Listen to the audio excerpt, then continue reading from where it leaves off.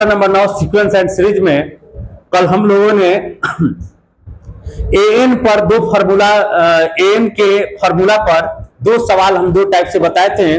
जहां पर type number 1 में बताए थे कि किस तरह का सवाल होगा और टाइप नंबर 2 में किस तरह का सवाल होगा। उसके बाद हमने अर्थमेटिक प्रोग्रेशन में आपको बताया कि वैसा अनुक्रम जिसके लगातार दो पदों को घटाने के बाद अंतर यदि समान मिलता है तो उसी को हम अनुक्रम के नाम से जानते हैं।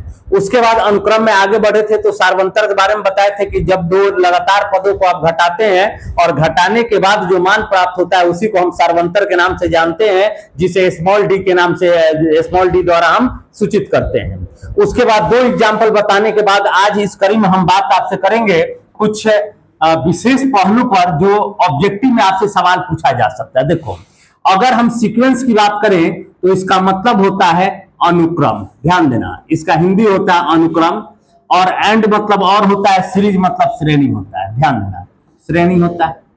आपको हमने विगत क्लासों में बता दिया था कि अनुक्रम क्या होता है और श्रेणी क्या होता है, और इसी अनुक्रम के बाद हम अर्थमेटिक प्रोग्रेशन लेकर बढ़े हुए हैं, जिसको हम लोग समांतर श्रेणी के नाम से जानते हैं। समांतर श्रेणी के नाम से हम जानते हैं। ध्यान दिया, इसमें हमने कल आपको चर्चा किया कि an बराबर a plus n minus 1 into D होता है, जहां पर d equal to a2 minus a1 होता है।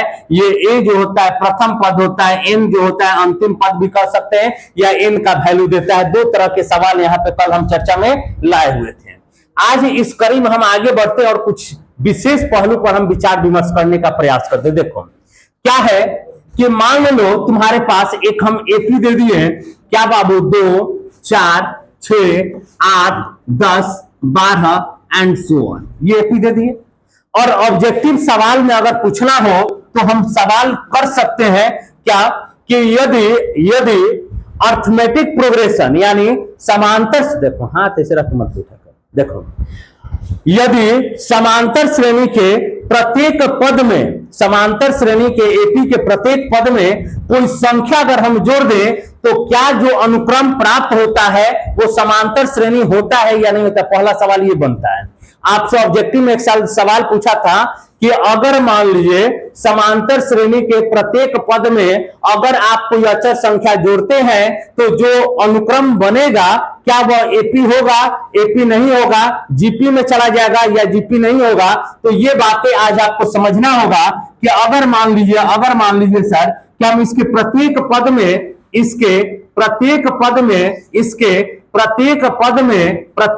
में कोई भी अचर संख्या हम जोड़ देते 3 जोड़ने पर, प्रत्येक पद में 3 जोड़ने पर, तब ध्यान दीजिएगा 3 2 5, 4 3 7, 6 3 9, 8 3 11, 10 3 13, 12 3 15, 12 3 15।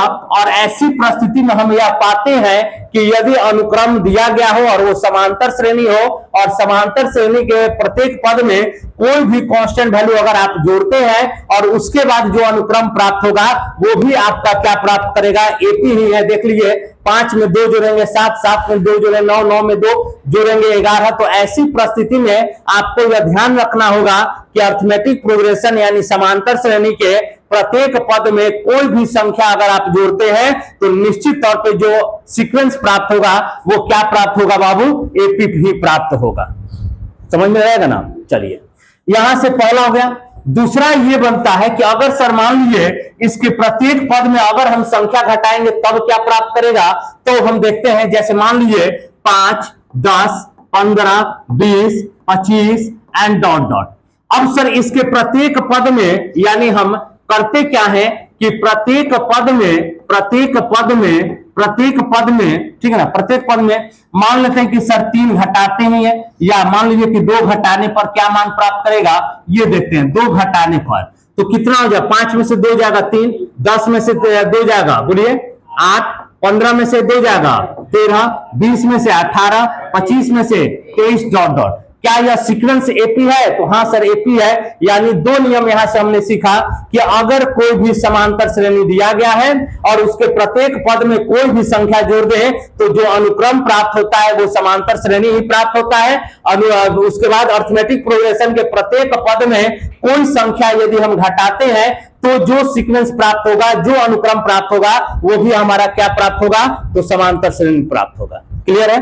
चलिए, यहीं से एक और बात आ जाता है तीसरा नंबर में, कि अगर मान लीजिए सर कि आपके पास दिया गया है 4, 8, 12, 16, 20, 24 एंड सो ऑन, ठीक है, और प्रत्येक पद में कोई भी अचर संख्या से हम गुणा कर दिए, यानी इसमें, या हम कहें कि बाबू प्रत्येक पद में कोई भी संख्या ले ले, बोलिए क्या ले ले, 3 ही लेते हैं, 3 से गुणा करने पर, 3 से गुणा करते हैं, गुणा करने पर, ध्यान दो, 3 से गुणा करने पर, अगर हम 3 से गुणा कर दें कितना होगा बताओ, 4 तिहाई 12, 4 तिहाई 12, 8 त्रिका 24, 12 तिहाई 36, 16 में 48, 20 तिहाई 60 और 24 तिहाई 72 एंड डॉट।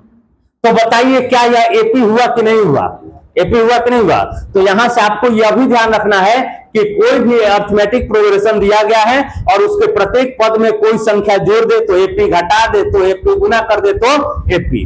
अब चौथा बात यह है कि यदि मान लीजिए सर, मान लेते हैं क्या है, 5, 10, 15, 15, 20, 25, 30 एंड डॉट डॉट, और यहां से अगर हम डिवाइड की बात करें, तो हम मान लेते हैं कि सर प्रत्येक पद में मान लेते हैं कि सर 5 से हम भाग दे देते हैं, 5 से भाग दे देते हैं, भाग देने पर, भाग करने पर या भाग देने पर, ठीक ना, भाग देने पर, ध्यान दीजिएगा।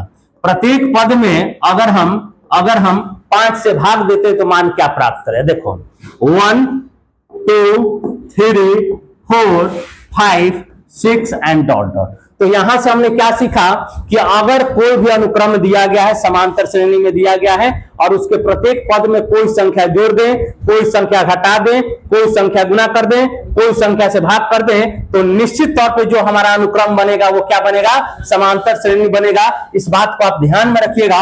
हम लिख भी देते हैं नोट में करके। नोट में महत्वपूर्ण बातों में से एक बात है ये कि यदि समांतर श्रेणी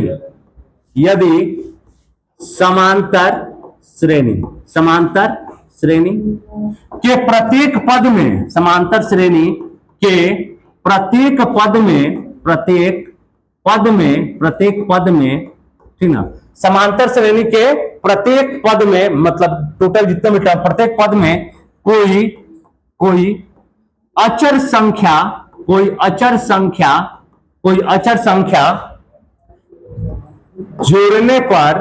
जोड़ने पर, घटाने पर,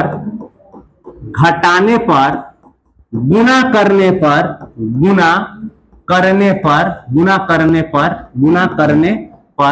भाग देने पर, यानी चारों में से कोई भी करें, भाग देने पर प्राप्त अनुक्रम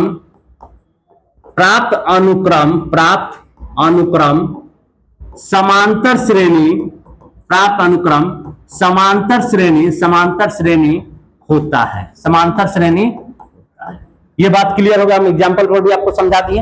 यदि कोई भी आपका समांतर श्रेणी दिया गया है और उसके प्रत्येक पद में अगर आप कोई संख्या को जोड़ देते हैं, या प्रत्येक पद में कोई संख्या को घटा देते हैं, या प्रत्येक पद में कोई संख्या को गुना कर देते हैं, या प्रत्येक पद में कोई संख्या से डिवाइड कर देते हैं, तो निश्चित तौर पे जो अनुक्रम प्राप्त होगा वो निश्चित तौर पे समांतर श्रेणी प्राप्त होगा। अब देखो, अब इस पे इतना आसान सवाल आपसे नहीं देता है, जानते हो कैसे दे देगा? पता है, कह देगा ना कि बताओ ये x है, ये y है, ये z है, ये a है, ये b है, ये c है, और डॉट डॉट दे देगा। कहेगा दैट इज एपी, यानी यह एपी है, दिस इज एपी, यह एपी है। और कहेगा कि इसमें ठीक ना, हम 3 से, या मान लीजिए 3 भी हटा देगा, इसमें मान लीजिए कह देगा ना कि इसमें g से गुना करने पर बताओ सीक्वेंस क्या प्राप्त होगा। संख्या रहता तो आप कर लेते हैं, लेकिन एग्जाम्पल में इस तरह से सवाल घुमा के देता है, कह देगा कि अगर ये एपी है और जी से गुना करने पर यह क्या प्राप्त करेगा। तो अगर आप गुना कीजिए, जोड़ कीजिए, घटाव कीजिए, भागा कीजिए, तो निश्चित तौर पे क्या प्राप्त होगा बाबू, एपी ही प्राप्त होगा। ऐसे सवाल पूछे जाते हैं थोड़ा सा एडवांस लेवल पे। अब आप इस जगह को समझिए कि अगर कोई भी संख्या जोड़ते हैं या घटाते हैं या गुना करते हैं या भाग करते हैं, तो निश्चित तौर पे वो एपी ही प्राप्त होता है। क्लियर है? इस कड़ी में अगर हम आगे बढ़े तो चलिए यहां तक अगर आप समझ रहे होंगे तो अगली कड़ी की बात करते हैं। अगला कड़ी समझना हमें एसएन के बारे में, सम ऑफ एन टर्म। लेकिन सम ऑफ एन टर्म समझने से पहले कुछ बातें आपको समझना होगा। क्या? देखो, जैसे मान लो कभी कभी सवाल अगर पूछता है तो आपके साथ खेलना चाहता है, कह देगा कि एपी देखो, जैसे हम एक एग्जांपल दे दिए, एग्जांपल दे रहे हैं, देखो 2 4 6 8 एंड डॉट, ठीक है। और यहां पे दे दिया, मान लो यहां पे दे दिया 50, ठीक है, 50 दे दिया। और अब सवाल देखो, दो तरह से कल बताए थे कि या तो आपसे ए 5 पूछे या ए 15 पूछे या डायरेक्ट 50 दे दिया, एन निकाल सकते हो। लेकिन सवाल यहां पे खेलेगा कैसे कि आपसे कहेगा कि अंतिम से 5वां पद बता दो। अब यहां पे डिस्टर्ब कर देता है, अंतिम से 5वां पद बताने के लिए पूछ देता है, तो विद्यार्थी तो कंफ्यूज हो जाए, अंतिम से 5वां पद कैसे निकालेंगे इतना देकर, और कहेगा कि अंतिम से 5वां पद ज्ञात करें, अंतिम से 5वां पद ज्ञात करें। बताओ, अंतिम से 5वां पद, ये टाइप नंबर 3 भी हम कह सकते हैं। अंतिम से 5वां पद निकालना है, बताओ कौन निकाल सकता है अंतिम से 5वां पद? पढ़ाया होगा ना 10th में जी, तो बताओ कैसे निकालता है? 48 46, अच्छा हाथ पे जोड़ के। मान लीजिए यहाँ पे 500 रहता है, कहते कि अंतिम से 180 पद बताइए, तब हाथ पे जोड़ेगा। हाँ हाँ हाँ हाँ हाँ हाँ, बोलो। हाँ क्या बोला, हमको समझे में नहीं आया, खड़ा हो पहले। हाँ बोलो।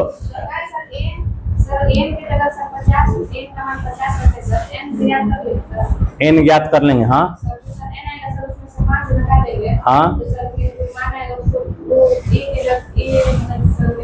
हाँ हाँ हाँ, अच्छा हो गया। हाँ ठीक, बैठो। देखिए थोड़ा सा बात को समझिए। देखो देखो ऐसे सुनो, मान लो, देखो ऐसे सुनो, हम कहते क्या है, सुनो इधर, 1 2 3 4 5 6 7 8 9, ठीक। अगर हम कहते हैं कि अंतिम से मान लो तीसरा पद, तो अंतिम से तीसरा पद देखा जाए तो ये होगा कि नहीं होगा? और अगर स्टार्टिंग से तीसरा पद देखे तो ये होगा। बात को समझिएगा, हम बताना क्या चाहते हैं।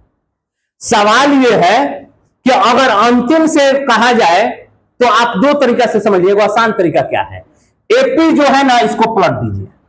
अंतिम पद को आप क्या मान लीजिए, प्रथम पद मान लीजिए। जैसे मान लीजिए सुनिए, ऐसे सुनो, अंतिम से तीसरा पद, अंतिम से तीसरा पद, तो इस अर्थमेटिक प्रोग्रेशन को पलट दीजिए, यानी इसको पहला पद मानिए, इसको दूसरा मानिए, इसको तीसरा मान लीजिए। नहीं तो इधर से चलेंगे तो वो अभी हम कारण बताएंगे। पहले देखो, इसको पहले एकदम स्पष्टीकरण लेते हैं। देखो अंतिम से 5वां पद, पहले तो ये देखो कि इसमें टर्म कितने हैं, टर्म एन का मान निकाल लो पहले। ए का मान अगर हम कहें 2 तो कोई दिक्कत नहीं होना चाहिए। अगर हम मान लो डी का मान कह दे कि सर 4 - 2 तो 2, इसमें भी किसी को आपत्ति नहीं होना चाहिए। अगर हम आपसे कहें कि ए एन क्या है तो तुम कहोगे 50, इसमें भी किसी को आपत्ति नहीं होना चाहिए। और ए एन इक्वल टू अगर हम फॉर्मूला कहें तो a + n - 1 into d, इसमें भी किसी को कोई आपत्ति नहीं होना चाहिए, ठीक है। an is given that 50, then 50 is equal to a is given that 2 plus n is not given, then n - 1 and d is given that 2। कोई दिक्कत? ठीक है, सुनिए। अब 50 2 इधर लेके आना -2 और लिख सकते हैं n - 1 into 2। 50 में से 2 जाएगा, 48 इक्वल टू 2n - 2। 2 लेकर इधर आ जाए तो 48 + 2 इक्वल टू 2n, यानी कह सकते हैं कि सर 50 इक्वल टू 2n, 2 से कटा दिए 25, n बराबर हमारा कितना हो गया, n का मान 25 हो गया। अब ध्यान दो कि हमें अंतिम से सर कौन सा पद निकालना है, अंतिम से हमें कौन सा टर्म निकालना है, तो सर पछवा टर्म निकालना है। हम सवाल को पलट दें, क्यों सर अंतिम से निकालना है ना, तो ये 50 हो गया, उसके बाद टर्म 2 है, घटाते चले जाइए 48, फिर उसके बाद 46, डॉट डॉट कहां तक जाएगा, सवाल को पलट दिए, ठीक है। अब यहां से हमें चाहिए पचवा टर्म, यानी इधर से पचवा, देखो बात को समझिएगा, इधर से पचवा टर्म पूछ रहा था तो इधर से हम लेके चले, उधर से पचवा टर्म पूछ रहा है तो उसी वहीं से हम चालू कर दें पचवा टर्म के लिए। अब पचवा टर्म निकालने के लिए ए का मान क्या हो गया 50, चलो डी का मान तो वही रहेगा, बताओ कितना हो जाएगा 48 माइनस 50 देन -2, लट गया है, ठीक है ना। अब समझिएगा हमें कौन सा टर्म निकालना है, n बराबर 5, पचवे टर्म निकालना है, तो a5 is equal to a plus 4d लिखे तो गलत है बाबू, बोलो a5 इजकल टू a का मान 50 प्लस 4d का मान -2, यानी 50 माइनस 8 घटा दिए कितना हो जाएगा 42, यानी अंतिम से इसका पचवा टर्म क्या होगा 42, करके देख लेते हैं। 50 48 46, उसके बाद कितना होगा 44, उसके बाद 42, देखो तो 1 2 3 4 5 पचवा टर्म नहीं आ गया, तो अंतिम से भी अगर पचवा टर्म करेंगे, सॉरी अंतिम से पचवा टर्म क्या होगा 42, यानी यहां पे आपको ध्यान रखना क्या होगा कि बाबू मेरे जब अंतिम से पूछ दे तो अंतिम वाले टर्म को आप पलट दीजिएगा, सवाल को पलट दीजिएगा, यानी जो अंतिम पद होगा उसको ए मान लीजिएगा, और जो डी है प्लस में आएगा तो माइनस में ले लिया जाता है, और माइनस बनाने के बाद प्लस में, बोलिए कोई दिक्कत, ठीक है। अब सवाल है कि अगर सर इसी फॉर्म में अगर बनाना होगा तब हम कैसे हल करेंगे, चलिए देखते हैं, यही सवाल लेते हैं, ठीक ना। 2 4 6 8 10 एंड डॉट डॉट, अंतिम पद क्या है 50, इतना, ठीक ना। अंतिम से पचवा पद देखो, अंतिम से पचवा पद, पचवा, अब समझिए, पहले बात समझिए, अंतिम से पचवा पद निकालना, और ये तो आपको पता चल गया है कि सर ए जो है यहाँ पे 2 है, डी का मान भी 2 है, और एन अभी निकालनी है, एन कितना आया था 25 आया था, यही बड़ा सवाल है, एन 25। अब अंतिम से पचवा पद निकालना है, टोटल 25 गो पद है। अब अंतिम से पचवा पद निकालने का मतलब क्या होगा बताइए, अंतिम से पचवा पद यदि निकालना होगा तो हम कैसे निकालेंगे, बोलिए, देखो समझिए बात को, पहले अंतिम से पचवा पद निकालना है, कैसे निकालोगे, एक एग्जांपल यहां पे समझा रहे थे क्या, अच्छा देखो इसको स्पष्टीकरण करते हैं। देखो मान लो तुम्हारे पास 2 है, 4 है, 6 है, 8 है, 10 है, 12 है, 14 है, 16 है, 18 है, 20 है, ठीक है। और अंतिम से हम कह रहे हैं बाबू, अंतिम से मान लो कि हमें चौथा टर्म निकालना है, अंतिम से चौथा टर्म, ये टर्म के बारे में हमें चर्चा करना है, ठीक है। अब देखो उधर से अगर हम आते हैं तो ये चौथा टर्म हुआ, और इधर से जाते हैं तो 1 2 3 4 5 6, ये छठा 7वां टर्म हो गया, बात समझिएगा। अगर हम इधर से जाते हैं तो 7वां टर्म हो गया, और उधर से आते हैं तो चौथा टर्म हो गया। और टोटल टर्म कितने हैं 1 2 3 4 5 6 7 8 9 10, टोटल कितने टर्म है 10 गो टर्म, ध्यान दिया 10 गो टर्म है। यानी इनका अगर अंतिम से चौथा टर्म निकालना होगा तो हम क्या करेंगे, तो बाबू मेरे 10 माइनस 4 कितना हो जाए बताओ 6, 1 जोड़ दीजिएगा, यही नियम होता है, ठीक है ना। जो भी टर्म यदि आपको जहां से भी निकालना है तो उसका अंतिम टर्म क्या है वो पहले लिख लो, और उसमें से ठीक ना कौन सा टर्म पूछा गया अंतिम से उसको घटा के और 1 जोड़ दिया जाता है, याद रहेगा। यानी अगर हमें कहना होगा फॉर्मूला बनाना होगा तो n+1 माइनस क्या करेंगे बताओ, n+1 माइनस जो टर्म निकालना अंतिम से उस टर्म को यहां पे घटा देंगे और हम पता कर लेते हैं अंतिम से टर्म यदि निकालना है तो, ठीक है ना। जैसे बात को समझिएगा, देखिए टोटल 25 गो टर्म है ना, कौन सा टर्म निकालना है अंतिम से तो क्या लिखेंगे, सुनो अंतिम से निकालना है तो टोटल टर्म कितना है 25 +1 जोड़ देना और माइनस अंतिम से 5वां टर्म यानी 5 घटा दें। यानी देखा जाए तो 25 से 26 में से 5 घटाइएगा कितना आएगा 21। 21वां टर्म आप निकालिए तो अंतिम से ये 5वां टर्म होगा। अब 21वां टर्म निकालने के लिए हम क्या करेंगे, ए का मान A 21 equal to A plus 20 D लिख सकते हैं।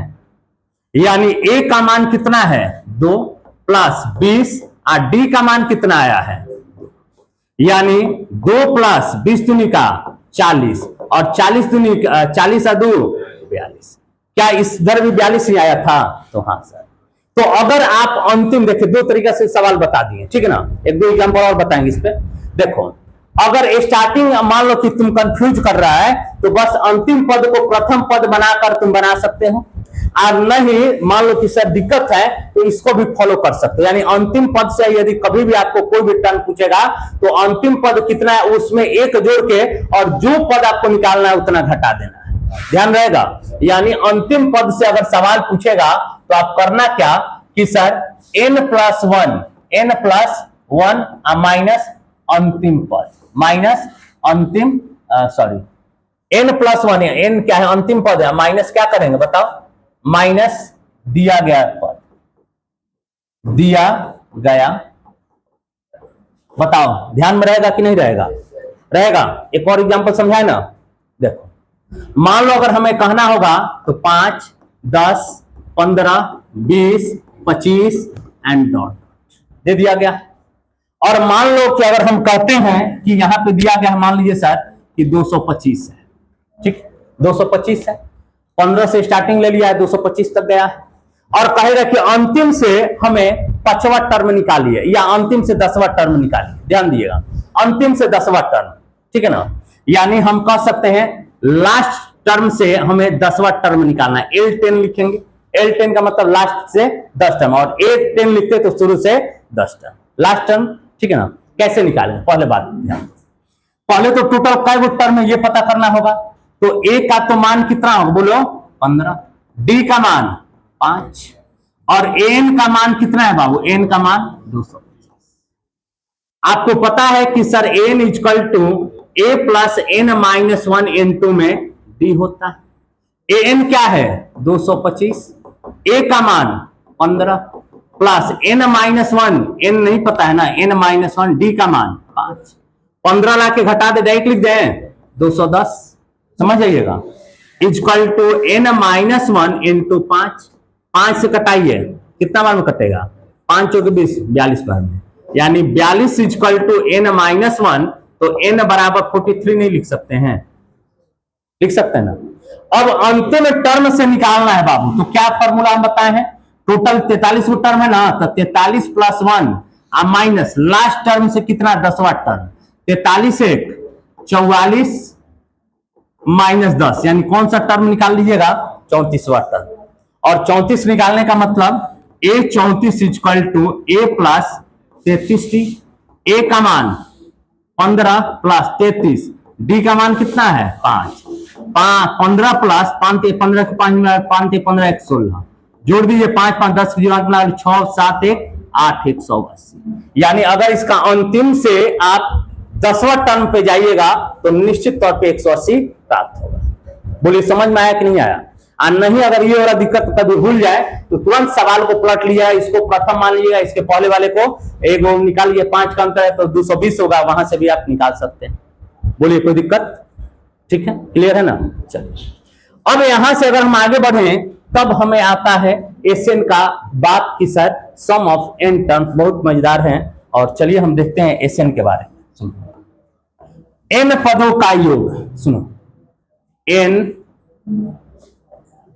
पदों का योग, एन पदों का sum of nth term, sum of nth term, ठीक है। अब क्या लिखेंगे सम ऑफ nth टर्म, बताइए।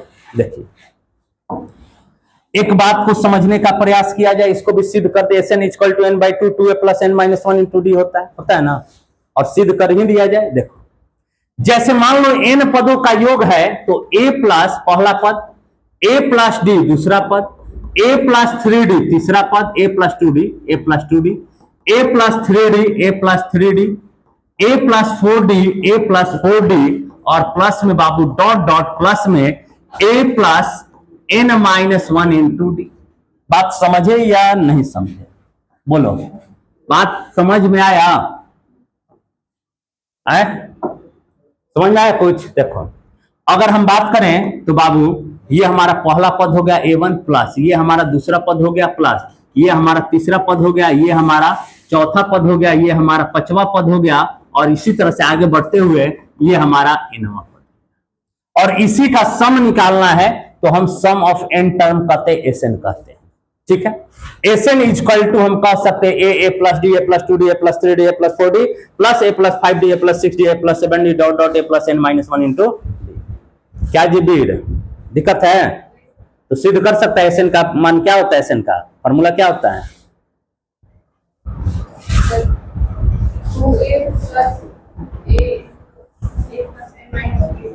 बहुत गर्मी है।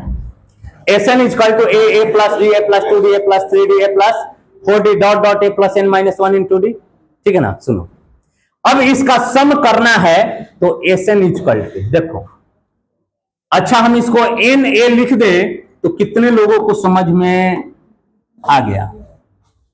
एन ए लिखे तो समझ में आ गया, क्यों एन ए लिख दिए? आया समझ में आप लोग को जी? आ गया है। हाँ देखिए, बताइए तो कैसे हुआ है?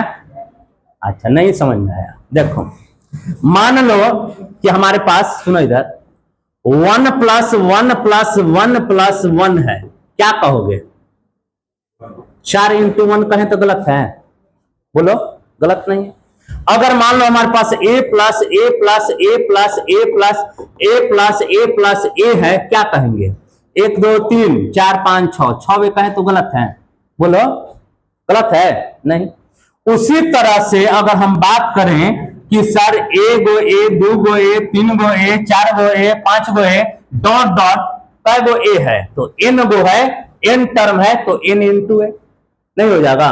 4 गो रहता तो 4 गो ए लेते हैं, 5 गो पद रहता 5 गो ए लेते हैं, टोटल ए कै गो है इसमें? तो सर n गो टर्म है तो n गो ए होगा। आया समझ में दीपक? है? चलो ध्यान दो, सुनो, प्लस में ध्यान दो, d plus 2d plus 3d plus 4d plus dot dot plus n minus 1 और d है तो d। और इतना में दिक्कत है तो बोलो तुम लोग, इतना में अगर दिक्कत है तो पूछ सकते हैं। किसी को पूछना है जी? सबको समझ में आ गया इतना तक? आ गया जी बीर? चलो ठीक। देखो sum of n term n a plus d common ले लें तो 1 plus 2 plus 3 plus 4 plus dot dot plus में n माइनस 1 लिख सकते हैं। d कॉमन ले लिए, सब में से हो गया।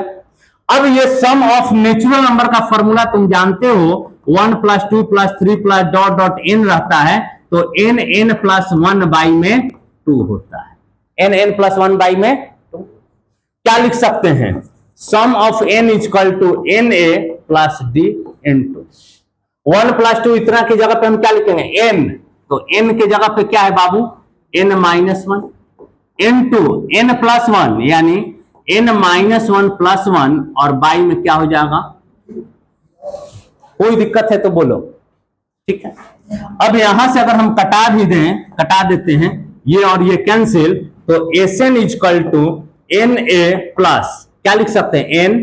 n माइनस 1 इंटू में d और बाई में बाबू मेरे sum of n is equal to n दोनों में कॉमन ले लिए तो a plus n minus 1 by में 2 इंटू में d, यानी लिखना होगा तो sum of n term is equal to n और एलसीएम 2 ले लेते हैं तो इसको लिख सकते हैं 2a plus n minus 1 into में, यानी sum of n term n by 2 2a plus n minus 1 into D.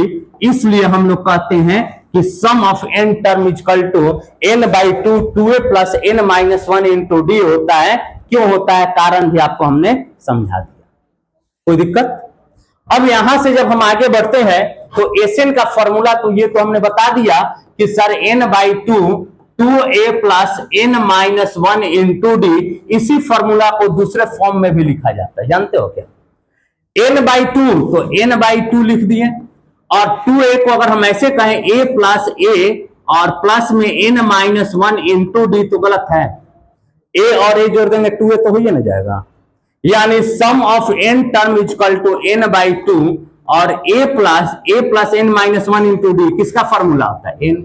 तो कहीं कहीं आप Sn का फॉर्मूला इस फॉर्म में भी देख लेते हैं कि Sn equal to n/2 a plus an, कहीं कहीं आपको इस फॉर्म में भी मिलता है n/2 और a प्लस an को हम लास्ट टर्म कहते हैं a प्लस l भी मिल सकता है, तो आपको कंफ्यूजन नहीं होता चाहिए, तीन गो फॉर्मूला काम करता है, Sn equal to n/2 2a plus n minus 1 into D, या Sn equal to n/2 a plus n, और या Sn बराबर n/2 a प्लस l।